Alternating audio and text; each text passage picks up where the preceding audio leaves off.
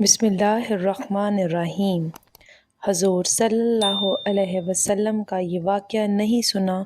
تو زندگی فضول ہے۔ محترم ناظرین، ایک حدیث ہے جس کا مفہوم کچھ اس طرح ہے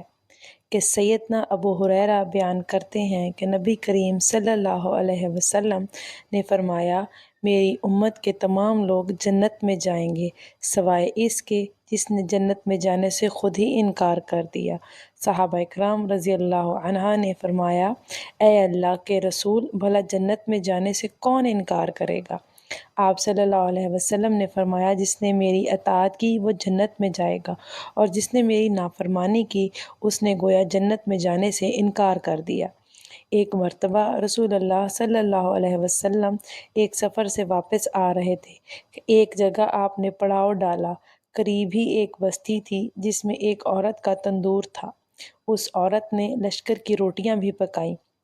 جب وہ عورت اپنے کام کاج سے فارغ ہو گئی تو صحابہ کرام سے کہنے لگی، میں تمہارے سردار سے بات کرنا چاہتی ہوں، کیونکہ میں نے سنا ہے کہ وہ صاحب جمال بھی ہیں اور صاحب کمال بھی ہیں۔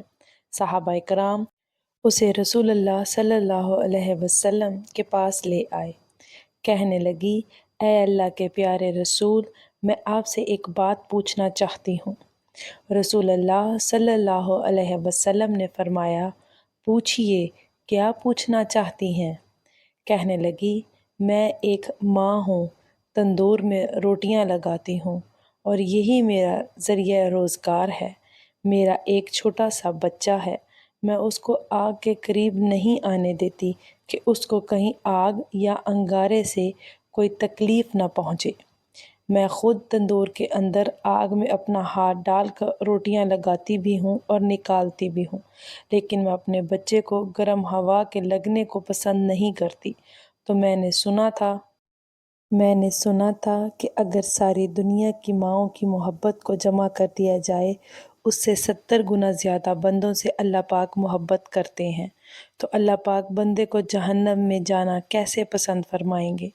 حدیث پاک میں آتا ہے کہ جس کا مفہوم کچھ اس طرح سے ہے کہ نبی کریم صلی اللہ علیہ وسلم نے یہ بات سن کر سر جھکایا، مبارک آنکھوں میں آنسو آنے لگے،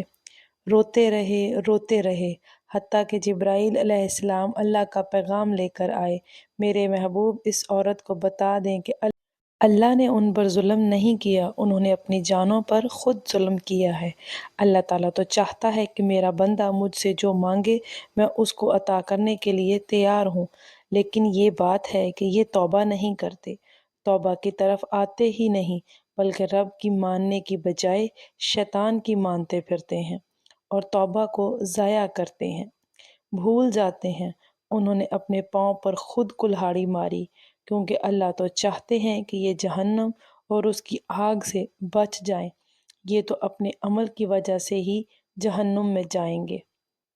ناظرین، اگر انسان سے زیادہ گناہ ہو جائے تو اس کو چاہیے کہ وہ اس گناہ کی فوراً سے توبہ کرے، کیونکہ جب کوئی انسان گناہ کرتا ہے تو اس کے دل میں ایک سیاہ نقطہ لگا دیا جاتا ہے۔ جب وہ توبہ استغفار کرتا ہے پھر اس کا دل صاف کر دیا جاتا ہے، مگر کوئی شخص توبہ نہ کرے بلکہ مستقل گناہ کرتا رہے تو وہ نقطہ بڑھتا چلا جاتا ہے، یہاں تک کہ اس کا دل زنگ آلود ہو جاتا ہے اور پھر حق قبول کرنے کی صلاحیت ختم ہو جاتی ہے۔ اس سے یہ سمجھ میں آتا ہے کہ جب ہم کسی سے کوئی گناہ ہو جائے تو ہمیں فوراً توبہ کر کے دل کو زنگ آلود ہونے سے بچانا چاہیے۔ رسول اکرم صلی اللہ علیہ وسلم کا فرمان ہے، بے شک جب بندہ ایک گناہ کرتا ہے تو ایک سیاہ نقطہ اس کے دل میں لگا دیا جاتا ہے، پھر جب وہ گناہ چھوڑ دیتا ہے اور استغفار توبہ کرتا ہے تو اس کا دل صاف کر دیا جاتا ہے، اور بغیر توبہ کیے ہوئے دوبارہ گناہ کرتا ہے تو اس نقطے میں زیادتی کر دی جاتی ہے، یہاں تک کہ وہ پورے دل پر چھا جاتا ہے۔ دین اسلام میں مایوسی بالکل نہیں ہے، انسان خطا کا پتلا ہے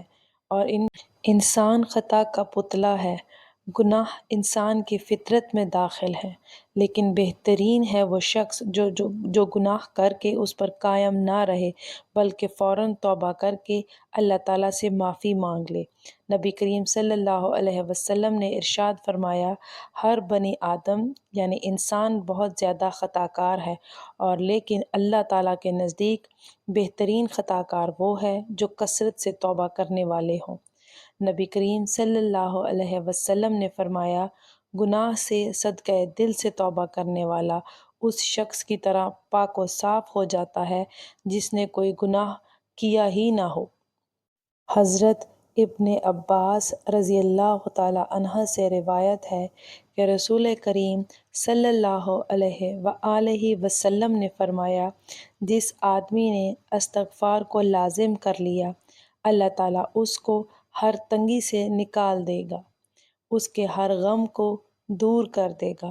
اور اس کو ایسی جگہ سے رزق عطا فرمائے گا جہاں سے اس کو وہم و گمان بھی نہ ہوگا۔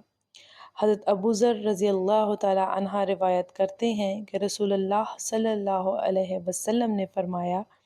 اللہ تعالیٰ ارشاد فرماتے ہیں، میرے بندے، بے شک جب تک تو میری عبادت کرتا رہے گا اور مجھ سے مغفرت کی امید رکھے گا، میں تجھ کو معاف کرتا رہوں گا، چاہے تجھ میں کتنی ہی برائیاں کیوں نہ ہوں۔ میرے بندے، اگر تو زمین بھر گناہ کے ساتھ بھی مجھ سے اس حال میں ملے کہ میرے ساتھ کسی کو شریک نہ کیا ہو، تو میں بھی زمین بھر مغفرت کے ساتھ تجھ سے ملوں گا، یعنی بھرپور مغفرت کر دوں گا۔ سبحان اللہ۔